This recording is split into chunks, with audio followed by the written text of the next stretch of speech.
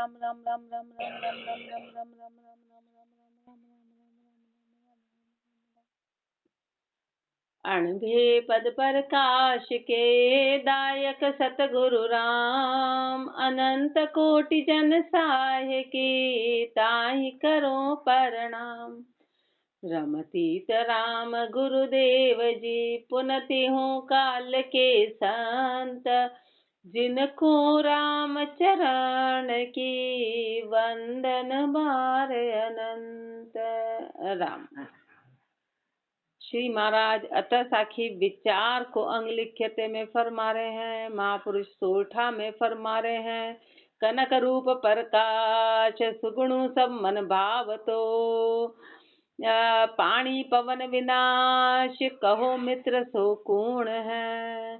दीपक ज्ञान सुजान जुगल अर्थ यूं पेखिए, रस स्पर्श सुहान उबे जतन कीजे सदा। विचार का पाठ है ना, इसलिए अपने को विचार करने को कह रहे हैं। पहले तो प्रश्न पूछ रहे हैं, पहले तो कोई पहली पूछता है ना, ऐसे अपने से प्रश्न पूछ रहे हैं कि जरा बताओ कि कनक रूप प्रकाश, जिसका सोने जैसा प्रकाश है, जिसका सोने प्रकाश जैसा प्रकाश है, सुगुणु सब मन भाव तो, जो सबको सुंदर लगता है, जो सबको बहुत अच्छा लगता है, मन को भाने वाला है।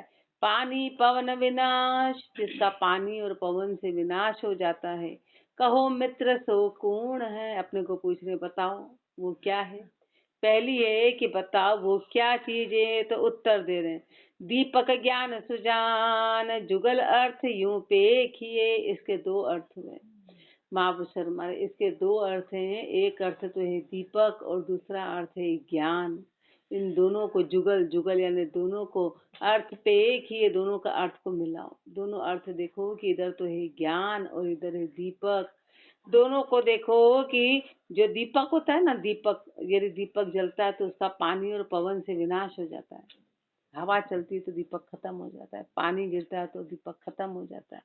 उसका प्रकाश इतना सोने के जैसा सुंदर पीले कलर का होता है, सबको सुहाता है। दीपक जलता है तो सुहाता है, दीपक बुझता है तो किसी को सुहाता नहीं। जला हुआ दीपक सबको अच्छा लगता है। तो महापुरुष हमारे ऐसे के ऐसे ही ज्ञान का अर्थ लो, ऐसे के ऐसे ही ज्ञान का अर्थ लो कि रस स्पर्श सुहान, कि जो ज्ञान होता है ना उसकी रस और स्पर्श से हानि हो जाती है। रस और स्पर्श, रस कैसा कि सारी इंद्रियों का रस, देखने का, बोलने का, सुनने का, ये सब रस कहलाता है, ये सब रस कहलाते हैं। और महापुरुष हमारे स्पर्श क्या है, तो स्पर्श यानी कि बाहरी चीजों को छूना, स्पर्श, उससे ज्ञान खत्म हो जाता है। बहिर्मुखी होना, रस स्पर्श सुहान, तो इस ज्ञान रूपी दीपक की रस और स्पर्श से पूरी तरह से हानि, ज्ञान टिकता नहीं है।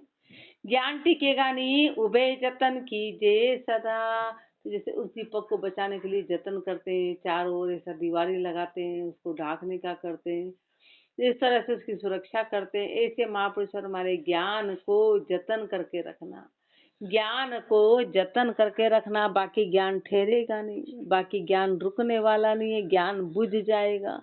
विचार में दे रहे हैं लिखी चितेरे फूतली, रंग सुन्यारी नाई, रामचरण बज राम को राम लया घटमाय। लिखी चितेरे फूतली, रंग सुन्यारी नाई। कोई चितेरे ने रंग बनाया, कोई अच्छा सुंदर सा चित्र बनाया। अब बोलो कि इस चित्र को रंग से अलग कर दो। चित्रकार ने बहुत सुंदर चित्रकारी करी, अब बोले कि इस चित्र को रंग से अलग कर दो, तो कैसे होएगा, कैसे हो सकता है। यदि रंग निकला तो चित्र खत्म। ऐसे महापुरुष हमारे अपने अंदर से परमात्मा अलग और अपन अलग है, तो कैसे हो सकता है। परमात्मा अलग तो अपन गए, शरीर टिकेगा ही नहीं। अच्छा भला लंबा चौड़ा शरीर कैसे ही मिट्टी के जैसे एक सेकंड। खिलाड़ी का आया ना, अभी तक तो दूल्हे का ही आ रहा था कि घोड़ी पे बैठा, अभी खिलाड़ी का परसों खेलते खेलते खेलते अटैक आया। इतना उसका लंबा चौड़ा शरीर सब कुछ, और एक सेकंड में अटैक आया और वो चलता बना। अब बताओ उसने कहाँ कल्पना की होगी, क्या सोचा होगा कि वो लड़ते लड़ते लड़ते और वहीं का वहीं अटैक आ गया। अब कैसे, कितना लंबा चौड़ा शरीर कैसे धाड़ के जैसे गिर गया। तो वो एक सेकंड में अलग हो गया। राम चरण भज राम को राम लया घटमाई, तू राम का भजन कर, तू राम का भजन कर, राम जी ही घट में विराजमाने, दे साची साचो जगत, साचा कर्म विकार, दे झूठी मिथ्या कर्म, झूठो सब संसार। दोनों बातें बता रहे हैं कि यदि तू ऐसा मानेगा तो ऐसा होगा और ऐसा मानेगा तो ऐसा होगा। देह साची साचो कर्म, यदि तूने देह को सत्य जान लिया तो तेरे सारे कर्म तेरे को सत्य लगेंगे, सारे झूठे कर्म भी तुझे सत्य लगेंगे। यदि देह सच्ची है तो संसार सच्चा लगेगा और साचा कर्म विकार, और तेरे सारे कर्म और विकार सब सच्चे हैं, उनको तू सत्य मान के चल रहा है, वो सब तेरे को सत्य लगेंगे। दे झूठी मिथ्या कर्म, इसलिए महापुरुष हमारे जैसे महापुरुषों ने शरीर को झूठा जाना तो सारे कर्म भी फिर झूठ हो गए, फिर वो कर्म सत्य नहीं रहे।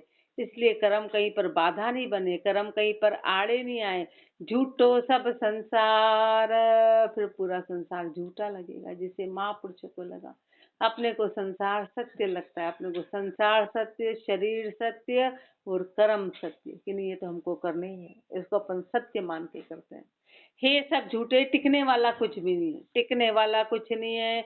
सदा विदेही ब्रह्म है, जीव दे अभिमान, रामचरण दे देह संग, सदा जीव हैरान।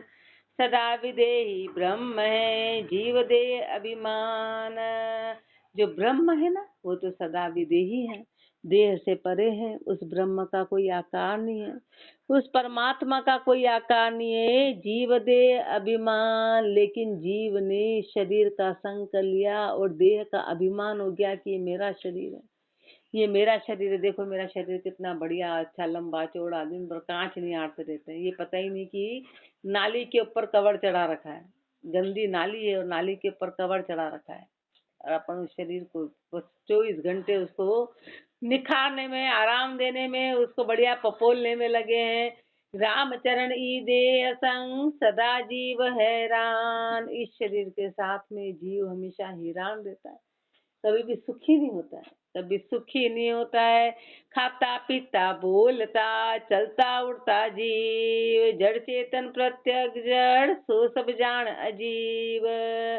खाता पीता बोलता चलता उड़ता जीव, दोनों का बता रहे कि जड़ क्या है, सजीव। अपन बचपन में विज्ञान पढ़ते हैं ना, सजीव इसको बोलते हैं, निर्जीव इसको बोलते हैं। अपने को जब विज्ञान पढ़ाता था तो बातें अब यहाँ जाके अपने को वो अपन ने बचपन में, लेकिन अपन उस बात को समझ नहीं पाते थे। विज्ञान में पाठ होता था सजीव का निर्जीव का, सब बच्चों ने पढ़ा कि सजीव इसको बोलते, निर्जीव इसको बोलते, ऐसे अपने को गुरुदेव बता रहे फरमा रहे हैं कि जो भी खाते हैं, बोलते हैं, चलते हैं, उड़ते हैं, वो सब प्रत्यक्ष रूप से चेतन है, वो प्रत्यक्ष रूप से चेतन है, वो सजीव है। जड़ चेतन प्रत्यक्ष जड़, महापुरुष हमारे जड़ और चेतन में देख ले कि प्रत्यक्ष जड़ कौन है, जो सब जान अजीव, जो उड़ता नहीं, जो खाता नहीं, जो पीता नहीं, जो बोलता नहीं, वो सब अजीव है, जिसमें जीव नहीं है, बाकी चेतन है वो सब जीव है। काम क्रोध लो मोह, काम क्रोध मोह लोभ रत, अरुभक्तिहीन कुजीव, राम बजे चारु तजे, सो मुख्याति सुजीव। काम क्रोध मोह लोभ रत, अरुभक्तिहीन कुजीव, महापुरुष हमारे चार चीजें, काम क्रोध लोभ मोह, ये चार चीजें, और भक्तिहीन कुजीव, और उसके साथ में भक्तिहीन तो कुजीव है, वो कुजीव है, वो सजीव, वो मतलब जिंदा होते हुए भी मरे हुए के समान है, जड़ के समान है। राम भजे चारु तजे, जो राम का भजन करे और काम क्रोध लोभ मोह इन चारों को छोड़े, इन चारों को छोड़े, सो मोक्षार्थी सुजीव, वही मोक्षार्थी यानी मोक्ष का अधिकारी है, वही सुजीव है, बाकी कुजीव है यानी सजीव है, वो बाकी निर्जीव है, वो चेतन है, बाकी अपन जड़ है। नहीं क्यों हम बोले हम जड़, क्यों, हम तो बढ़िया देख रहे हैं, खा रहे हैं, बोले, लेकिन बेहोश है, सारी स्थिति अपनी होश पूर्वक नहीं है, अपन सब बेहोश स्थिति में करते हैं। अपने को होश नाम की चीज नहीं है कि कब क्या हो रहा है। भोजन भी करते तो आधा तो बिना स्वाद का कर जाते, अच्छा फिर कोई बोले इसमें है, मैंने तो पता ही नहीं चला, ऐसा होता है, तो अपने आप को भजनानंदी समझता है। अरे भजनानंदी को तो वो उसमें कमी नहीं निकालते, बाकी एक एक चीज का पता चलता है। बोले नहीं हमारे तो जीवान का स्वाद ही चला गया। अरे जीवान का स्वाद जाता नहीं है, जीवान का स्वाद बढ़ जाता है, लेकिन वो उसमें कमी नहीं निकालते हैं। वो जो आया उसको बोले नहीं नहीं, अरे हमारा तो ध्यान ही नहीं रहा, ऐसा ध्यान लगा चारों ओर, ऐसा कभी नहीं। ध्यान ध्यान को बढ़ा देता है, ध्यान कभी बेहोश स्थिति नहीं लाता है। महापुरुषों के तो ऐसा ध्यान कि पूरे ब्रह्मांड की स्थिति पैदा हो गई, बोले नहीं उनको तो कोई होश ही नहीं रहता, ऐसा नहीं होता। परमहंस बेहोश रहते थे पर उनको एक एक चीज का अंदरूनी सब पता था, वो स्थिति उनकी शरीर वाली वैसी थी। लेकिन ध्यान ध्यान को बढ़ा देता, बोले नहीं नहीं हमारा वो अच्छा है, हमारा कोई स्वाद नहीं आता, हम तो खा लेते हैं। वो जड़ वो है, मतलब वो स्थिति वो वाली नहीं है। एक तो होता है एक्सेप्टेंस कि हाँ भाई जो आया उसको हमको बड़े प्रेम से लेना है, बिना कमी के लेना है। और अपन ने हर चीज को मिला मिलू के अपनी जो स्थिति उसको अपन ने समझ लिया है ध्यान की स्थिति। हाँ भाई हो रहा है जो बहुत बढ़िया हो रहा है, ये सब झूठी बात है। ध्यान ध्यान को बढ़ा देता है, ध्यान सुचेत कर देता है, ध्यान निर्णय करना सिखा देता है, ध्यान विवेक करना सिखा देता है, उसी को होश स्थिति कहते हैं। बाकी तो बेहोश है, चले जा रहे हैं चले जा रहे हैं, कुछ पता ही नहीं है, कुछ पता ही नहीं है, वो बेहोश स्थिति होती है। वो बेहोश स्थिति ध्यान भी चलता है, अपने ध्यान में चलता है, पर वो सुचेत रहता है, उसको हर चीज का अपने आप पता चलता है। वो ध्यान की स्थिति कहलाती है, उसको हर चीज का होश रहता है। बेहोश लोगों के इसमें रहता है, इनको बेहोश है, लेकिन वो पूरे होश में रहता है, वो ध्यान ही कहलाता है। और अपने जैसे अपन देखते हुए भी बेहोश स्थिति है, बोले नहीं हमारे को तो कुछ पता ही नहीं चलता, पता नहीं चलना, हमारे तो कुछ हो ही नहीं रहा, ये हो वो सब बाहर मूर्खों जैसी बात है। ये सब चीजें अज्ञान की चीजें, ये सब अज्ञान की चीजें, ये सब अज्ञान की है। ऐसा थोड़ी ना होता बोले किसी चीज का, बोले हमारा तो व्यवहार छूट गया, गुरुदेव तो बैठे बैठे यहाँ बिठा देते हैं, उनसे बताओ 2000 लोगों का खाना बनाना है, बोले न तो कुएं में डालना, न देवी देवता को चढ़ाना, इतनी शक्कर तो क्या उनका बाहर का ज्ञान कैसे खोखला, वो बैठे बैठे भाई इतना अपने आप उनको हर चीज का पता चलता है। बोले नहीं हमारे तो को सूद ही नहीं पड़ती है, हमारा तो ऐसा ही नहीं होता है, तो वो ध्यान ध्यान नहीं। ज्ञानी की पहचान होगी कि उसकी शुद्ध, उसकी बुद्धि, उसको हर चीज नजर आएगी कि कहाँ पर क्या करना है, उसको हर चीज नजर आएगी। शुद्ध बुद्ध नहीं है इसका मतलब वो चीज पूरी नहीं, सीधी सी पहचान। आप देख लो जितने जितने महापुरुष रहे, गुरु नानक देव जी ने कितने कितने भंडारे चलाए, कितना कितना काम किया, कितने महापुरुषों ने कितना काम किया, उनकी शुद्ध बुद्ध देखो। आज अपने प्रत्यक्ष शरीर देख लो, उनको हर चीज की सुध पड़ती कि ये ऐसा सामान यहाँ होना चाहिए, ऐसा सामान यहाँ होना चाहिए, ऐसा रखना चाहिए, पूरे इसको मेंटेन कर रहे हैं। ऐसे ही अपने बाउसा हर चीज को मेंटेनेंस, पूरा घर भी चला लेते, सलाह भी दे देते। ऐसा थोड़ा नहीं कि 50 साल में धंधा छोड़ दिया तो कोई लेना देना नहीं, तुम जानो तुम जानो तुम जानो। हर चीज की सलाह भी दे देते थे, नहीं ऐसा है तो ऐसा करो, ऐसा है तो ऐसा करो, ऐसा है तो ऐसा करो। बोले नहीं हमारे तो शुद्ध बुद्ध नहीं है, हमारे तो हमने तो काम धंधा छोड़ दिया, हमारे तो, अरे छोड़ दिया पर पीछे वाले को तो बताना पड़ेगा ना। यदि कोई आ रहा है पूछ रहा है तो फिर उसको क्या उदाहरण दोगे, क्या समझाएंगे। ये अपन कितनी प्रत्यक्ष उदाहरण देख लो, जिनका हुआ वो ऐसे इस तरह की। तो इसलिए जड़ और प्रत्यक्ष का बता रहे महापुरुष शर्मा ने, विचार कर लो, होश बढ़ेगा, बेहोशी जाएगी। इसलिए जीते जी भी काम क्रोध लोभ मोह और भक्तिहीन है, राम बजे चारु तजे सुमुख्यार्थ सुजीव, पाल बांध जल संग्रया तब कांजी नील अपार, राम चरणियों ब्रह्म के दे संकरम विकार। पाल बांध जल संग्रया, जब पानी होती है ना, पानी को एक जगह जब बांध दिया जाता है, पानी को एक जगह इकट्ठा कर दो तो उसमें नील जम जाती है, कांजी जम जाती है, उसमें कांजी जम जाती है, वो पानी गंदा हो जाता है, वो पानी गंदा हो जाता है। ऐसे महापुरुष हमारे ब्रह्म का तो कोई आकार था नहीं, लेकिन आत्मा ने शरीर का संग कर लिया। आत्मा ने जब शरीर का संग कर लिया तो उसमें कर्म और विकार आ गया। जैसे पानी को बांध दिया गया तो कांजी आ गई, ऐसे शरीर के अंदर जब भी आएंगे तो शरीर की एक मर्यादा रहती है, पूरे कर्म विकार ये। कोई जैसे एक तो जंगल में और एक महल में जाके रहेगा तो महल की पूरी एक मर्यादा रहेगी, ये चीज यहाँ, ये चीज यहाँ, ये चीज यहाँ, ये चीज यहाँ। ऐसे आत्मा ने शरीर का संग कर लिया तो महापुरुष हमारे सारी चीजें, इसके कर्म विकार ये सब साथ में आ गए। जल का कुछ बिगड़िया नहीं, जो बाजे पवन प्रचंड, यो राम बजा ब्रह्म निर्मला, देखा अपाखंड। जल का कुछ बिगड़िया नहीं, ऐसे यदि आत्म ने शरीर का संग भी कर लिया तो महापुरुष हमारे, लेकिन जब भी वो जीव भजन में लगेगा तो आत्म निर्मल हो जाएगी, उस सब कालिक से परे हो जाएगी। कैसे, तो जल का बता रहे हैं कि जल में यदि तेज हवा चलती है तो फिर क्या होता है, सारा कचरा साइड में हो जाता है। तेज हवा जो रहती है वो सारे कांजी और जल अपने आप अंदर का बीच का शुद्ध हो जाता है। ऐसे महापुरुष फरमा रहे हैं कि ऐसे राम को भजेंगे, ऐसे राम चरण यूं ब्रह्म यूं राम बजा ब्रह्म निर्मला, राम को भजने से निर्मलता आ जाएगी। देह का आपा खंड, देह का आपा चला जाएगा, देह का आपा चला जाएगा और निर्मलता आएगी। खोटा न्याणा परख बिन राखे थेली माई, रामचरण पारक भया ममता बांधे नाई। खोटा न्याणा परख बिन राखे थेली माई। अपने को कोई सामान मिला, अपने को लगे वो सोने का है, सोने का बड़ा संभाल के रखा, संभाल के रखा, संभाल के रखा। फिर कोई बोला अरे तो नकली है, अरे तो अपन ने बिना बात का बोझा उठा रखा था, बिना बात का अपन ने तो बोझा उठा रखा था। ऐसे अपन ने अभी जो संसार का बोझ उठा रखा है ना, क्योंकि अपने को वो असली लग रहा है, असली लग रहा है। जब महापुरुष अपने को मिले और समझा रहे हैं कि अरे ये सब नकली है, तो महापुरुषों ने तो उसको जान लिया और तुरंत छोड़ दिया। पर अपन मूर्ख है कि नकली थैली हाथ में पकड़ रखी है कि नहीं नहीं नहीं नहीं, इससे अपने को कभी तो कोई खरीदारी हो ही जाएगी, कभी तो कोई सुख मिलेगा, और वो कभी मिलने वाला है ही नहीं। कभी भी संसार से रिटर्न आएगा ही नहीं। संसार से रिटर्न चाहेंगे तो रिटर्न कभी नहीं आएगा, उल्टा अपने को धिक्कार मिलेगा, उल्टी अपने को फटकार मिलेगी। जितना जिससे मोह करेंगे वही व्यक्ति फटकारेगा, ये पक्की बात है। जिससे जितना मोह करेंगे वो फटकारेगा, फिर अपने को बताएगा कि देख लो तुम्हारे मोह का परिणाम। राम मोह का परिणाम देख लो, कि देख लो मोह का परिणाम क्या है। जितना जिससे है, तो ये संसार की रीत है। अपन ने उसको नकली को असली समझ के रखा हुआ, और वो असली नहीं है, वो नकली है। ऐसी झूठी देह से बंदियो सब संसार, ब्रह्म ज्ञान पारख भया जगत तणु तस्कार। ऐसे झूठी देह से बंदियो सब संसार, ऐसे झूठे शरीर से पूरा संसार बंधा हुआ है। ब्रह्म ज्ञान पारख भया, महापुरुष हमारे अपन इस झूठी देह से प्रेम कर रखा है, अपन इससे बंधे हुए, और इसी के कारण तो अपन कर्म कर रहे हैं। किसी का पेट काट के किसी का पेट भर देते हैं, किसी का हिस्सा छीन के किसी को दे देते हैं। क्यों? क्योंकि अपन ने इस शरीर को सत्य समझा और जाने कितने पाप बांध लिए।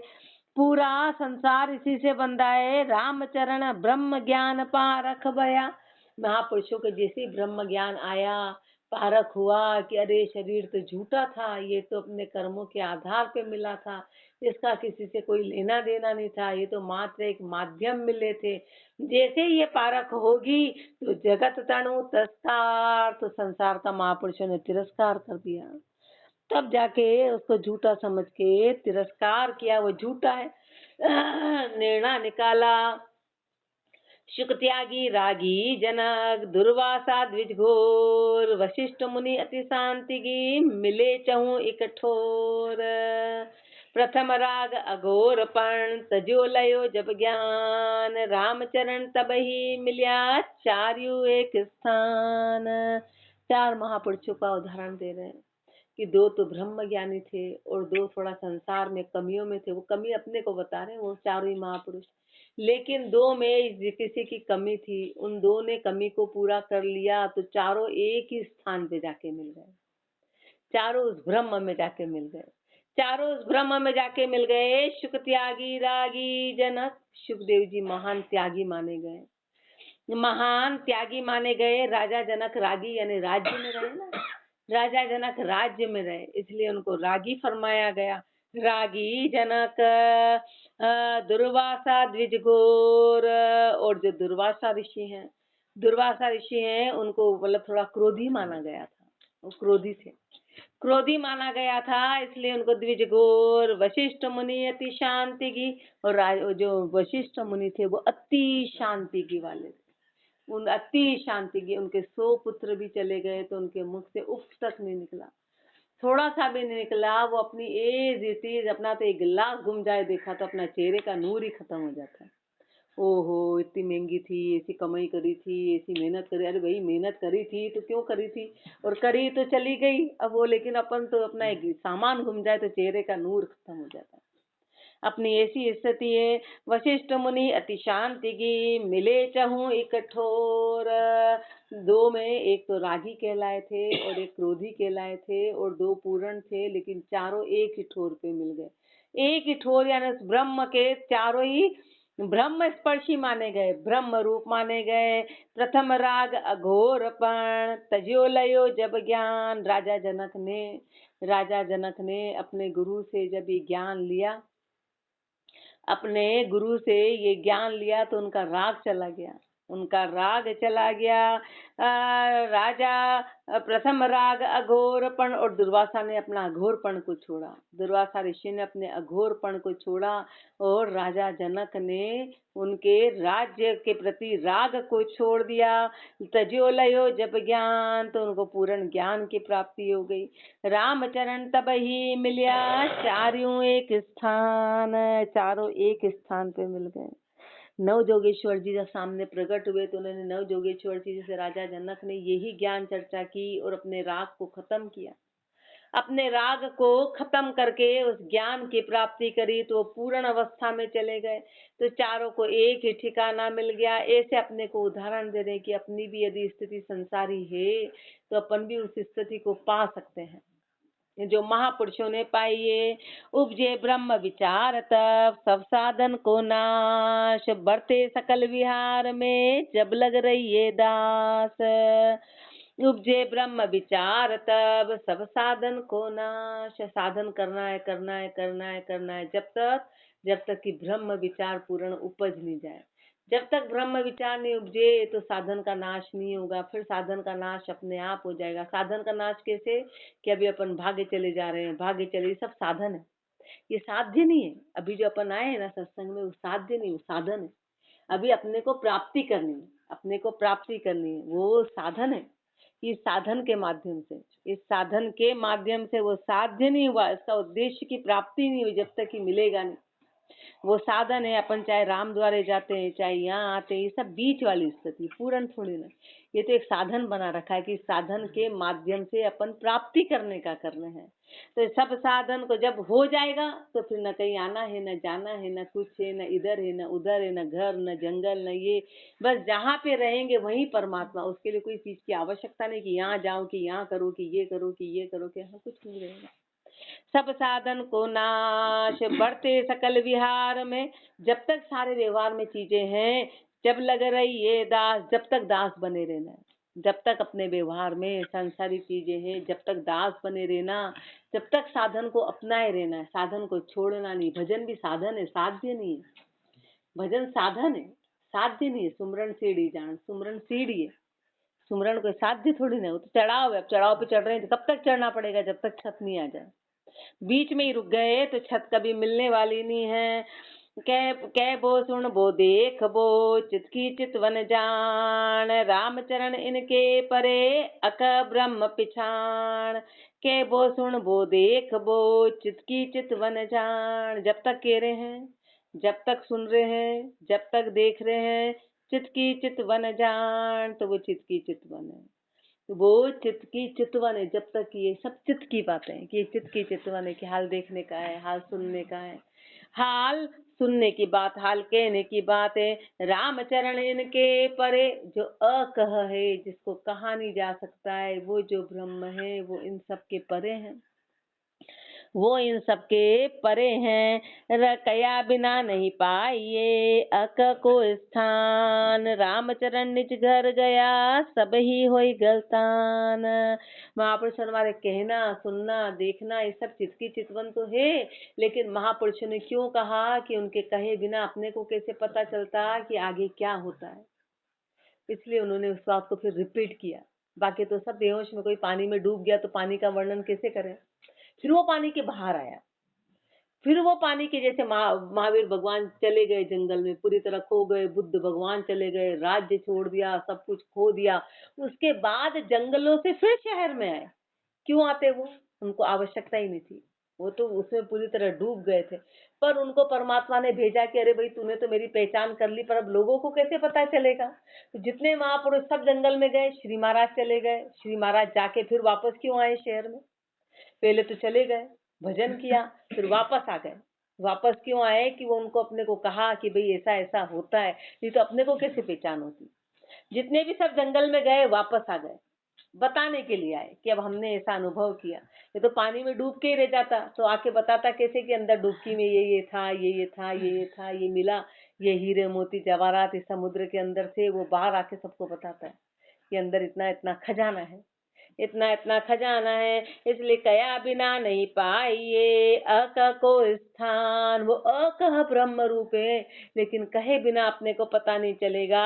रामचरण निज घर गया, जैसे सब निज घर गए, सब ही हुई गलतान, सब गलतान हो जाएगा, सब गलतान हो जाएगा। फिर जिसका अनुभव जिसके साथ रहता है, अपने को श्री महाराज ने बताया उनका अनुभव, फिर अपन अपनी प्राप्ति करेंगे तो वो अपना अनुभव हो जाएगा, तो फिर उनका जो कहा हुआ है वो सब गलतान हो जाएगा, है ना। जैसे भाई किसी लड़की की शादी कर रहे हैं, उसको समझाते तू ऐसे रहना, तू ऐसे रहना, तू ऐसे रहना, तू ऐसे रहना। जब वो उसके पति से मिल गई तो वो सारी चीज अलग रहेगी। अब उसका जीवन नए सिरे से, उसको पता है क्या करना आगे, उसको कैसे सेटिंग करना है, वो अपने अनुसार शुरू कर देती है।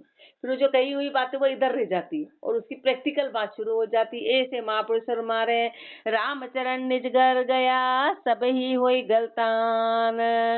काया तरवर मन पंखी लिया बसेरा आए, रामचरण बंधे नहीं निष्बीता उड़ जाए।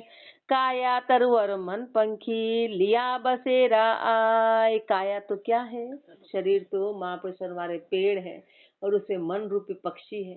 मन रूपी पक्षी क्या करता है, पेड़ पे आता है, बस रात को आराम से ठहरता है और सुबह होती है और उड़ जाता है, सुबह होती है और उड़ जाता है। ऐसे इस आत्म ने शरीर में एक डेरा डाला है, बस एक बसेरा लिया है, एक बसेरा लिया है। रामचरण बंदे नहीं निष्बीता, जैसे पक्षी बनता नहीं है ना, उड़ जाता है, ऐसे इसमें से भी ये निकल जाएगा, फिर बंधेगा नहीं, निकल के और उड़ जाएगा। आपा दिया सो बन दिया, लहे वृक्ष संग दुख, राम बजे आपा तजे, सो पावे निज सुख। पर अपने को तो पेड़ मिला तो अपने तो पकड़ लिया, नहीं अब ये पेड़ मेरा है, अब तो मैं किसी हालत में इसको नहीं छोड़ूं। ऐसे अपन ने संसार को पकड़ लिया कि ये मेरा परिवार है, ये मेरी पत्नी है, ये मेरे बच्चे हैं, ये मेरे ये मेरे, अब ये मेरे से अलग होने ही नहीं चाहिए, और वो अलग होंगे तो उसमें दुख मिलेगा। अपना दुखी होने का कारण ही यही है, अपना दुखी कुछ कुछ टेम्परेरी मिले तो उसमें भी दुख जताते, वाह आई अभी जा रहे हैं, बड़ा दुख हो रहा है, तो भी दुख जता रहे, तो फिर वो तो श्वास ही निकल जाते, तो सोचो उस वक्त कितना दुख होता है, फिर पूरा जीवन ही उसमें बर्बाद हो जाता है। वो आंसुओं में टूटते ही नहीं, वो आंसू फिर टूटते नहीं, फिर 24 घंटे उनके लिए रोते रहो, 24 घंटे रोते रहो। बोले 10 दिन आके कोई रह जाता तो मोह हो जाता, ओहो मोह हो गया, 11वें दिन सुना लग रहा है, 11वें दिन सुना। ये अपनी कमी है, ये अपनी कमी है। 10 दिन भी वैसी बीतने चाहिए और 11वां दिन भी वैसा ही बीते तो समझो कि अपना भजन हो रहा है।